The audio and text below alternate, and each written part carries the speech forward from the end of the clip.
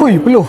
Kalau gatalnya kepala, dia sehari yang pakai songkok ni, dia kadang-kadang macam ni lah rasa orang pakai tudung, tak sabar nak buka tudung kat rumah macam ni lah rasa dia. Rimas, panas kat dalam ni. Jadi aku nak Betul panas. aku rasa nak gaul kepala sekarang ni. Aurat. Aurat. Saudara, ini satu contoh bila kita pakai songkok, kepala jadi panas, berpeluh, berkuap, gatal, kebam. Dah rasa tak? Saya nak sharing sikit. Sebenarnya, kita boleh kurangkan masalah ni kalau saudara dapatkan songkok macam yang saya pakai ni. Jadi apa beza songkok ni dengan songkok-songkok yang lain? Macam sama je kan? Rahsia dia ada pada dua lubang udara yang besar dekat atas dan bawah ni. Nampak? Atas dan bawah. Di dalam. Jadi, dengan adanya dua lubang udara besar ni, haba taklah terperangkap dalam songkok. Haba akan terkeluar, udara fresh akan masuk. Jadi kepala kita lebih sejuk, lebih fresh, lebih selesa. Barulah boleh pakai lama. Satu lagi, mesti saudara tak perasan. Songkok ni boleh dilipat. Boleh dilipat. Tak nampak pun kesan lipatan kan?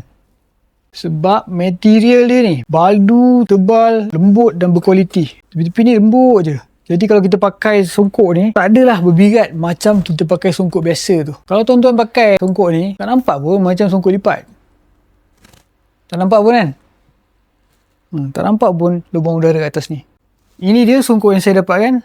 Songkok lipat baldu. Tebal daripada CGO Cotton. Kita unboxing sikit. Songkok ni datang sekali dengan satu dust bag. Bag songkok lah. Songkok kita simpan dalam ni. Jadi beg ni akan melindungi songkok kita daripada habuk dan juga kekotoran. Taklah habuk cepat melekat. Dan dengan adanya beg ni dan juga boleh dilipat, kita boleh simpan dalam dashboard kereta. Boleh simpan dalam box motor. Boleh simpan bawah seat skuter. Dan of course, boleh simpan dalam luggage bag terus. Tak payah dah bawa kotak songkok yang besar tu.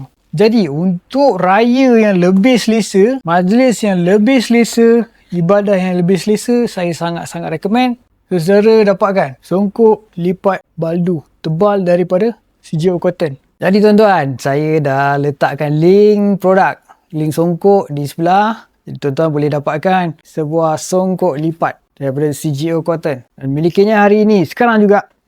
Sebelum kehabisan stok, sekali lagi,